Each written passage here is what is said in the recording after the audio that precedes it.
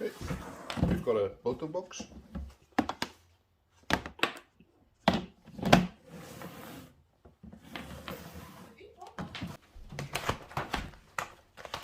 We're using pre-cut meat from Aldi. It's slightly quicker. Okay, we use Crown Safari's Biltong mix, and we pour it into a normal salt shaker.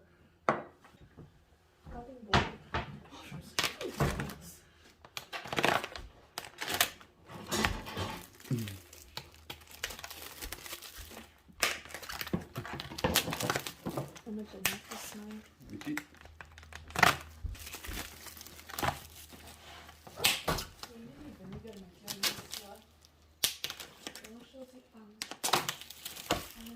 Using pre-cut meat makes the whole process a whole lot easier. You can buy full rump steaks and full rumps and then cut them yourself, but that then takes hours to do. Where doing it like this is fairly straightforward. We sprinkle them with vinegar. You can use normal vinegar. We use apple cider vinegar. I like the taste slightly more. A sprinkle is probably not quite the right word. It's probably more like soak. So, but the idea is that it's completely covered. The vinegar kills any bacteria on the outside and prevents it from growing mold when hanging in the box on its own. It also adds a little bit of taste, but it's mostly to kill any sort of bacteria. The taste isn't that noticeable, so if you use a different type of vinegar, it won't affect it that much. Okay, so we're basically done with that. I think some recipes say let it soak for an hour or something in the vinegar and then clean it off. Adding the spices. So because it's already in the shaker, it's fairly straightforward. We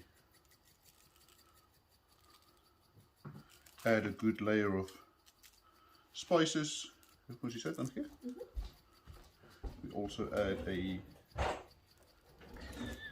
layer of salt, if I can find it. Yeah, we have slightly more salt than that's in the spices normally. Depending on how you like it, there's some people that just add salt and pepper. To me, the taste of coriander is fairly important in the taste of biltong, so we sometimes add extra coriander, but that's not all that necessary.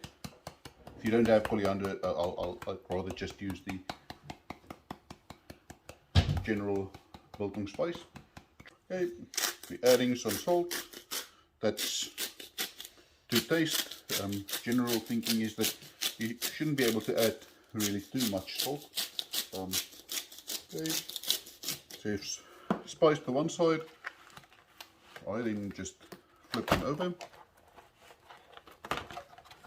and we will salt the other side.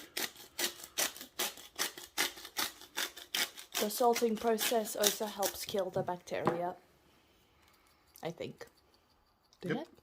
Yep, the salt also helps killing any unwanted things, but it also helps with substantially with the taste. Okay. And helps the fermentation process. No, they don't ferment. No. What happens with salami? Because that helps with that, so I think it does the same thing here. Preservation. Yeah, that helps with the preservation. You don't want your meat to ferment. No. At all. Okay. No. That's basically it. So for these, we can turn them around as well.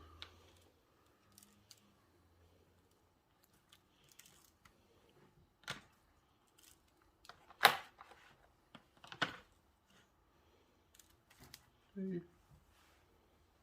And again.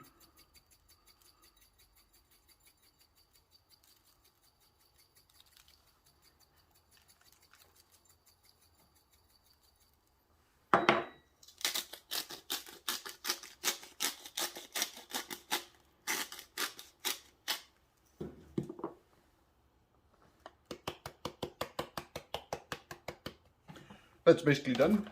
We do have stainless steel hooks that you can use to hang the biltong from.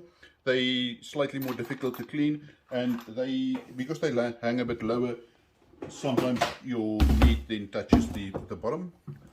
With the bag that we're not using those. We're actually using just small skewers, and we press them through fairly close to the end, but the idea being that they all hang from about 4 per skewer.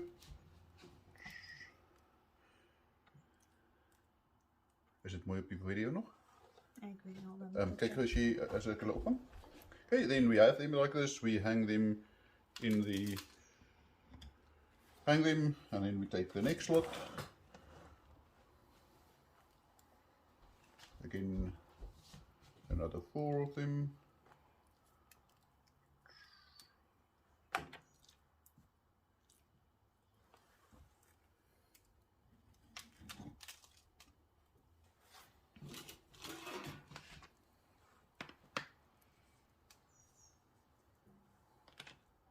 No, mine. No.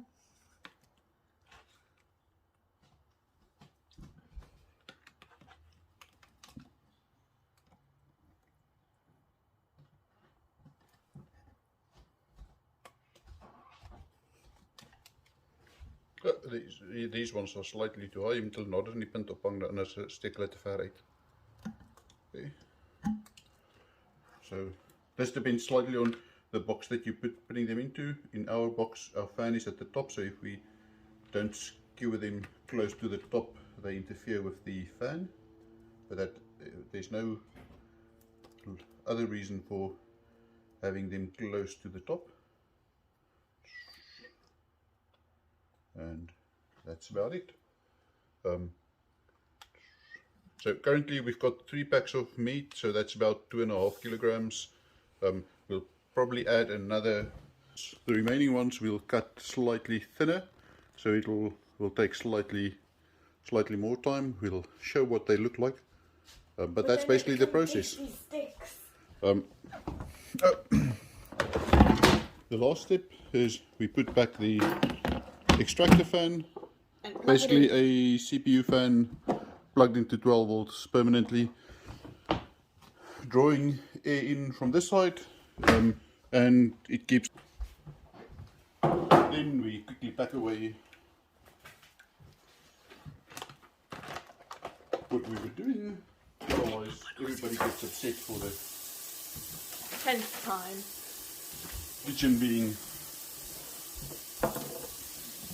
unneat.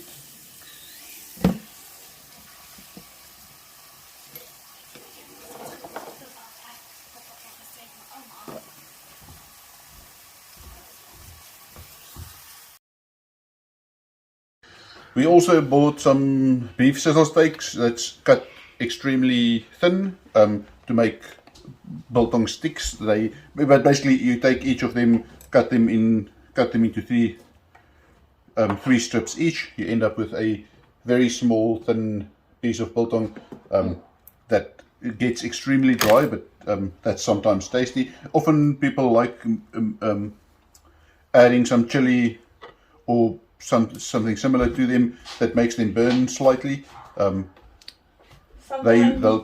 We prefer them just with normal biltong spice. At Coles you get biltong sticks that's made very similar to these, and the process is the same. We have them preference. Normally the outside fat, especially if it's yellow, is extremely nice on dried biltong. The fat on the inside, so this fat and the fat that's this fat doesn't taste very nice when it's dried. It tastes a bit like candle wax, but normally the fat on the outside tastes quite good. Sometimes it doesn't. So these pieces aren't the ideal for making biltong. You see that it's got a vein sealing that will be tough when it's dried there as well. Sometimes it's a lot closer to the edge of the meat. The previous ones that we hanged up didn't have any of these inside of them. That will make slightly better biltong. If you cut it up, that would be fine, but if that might be slightly more chewy than you would normally want.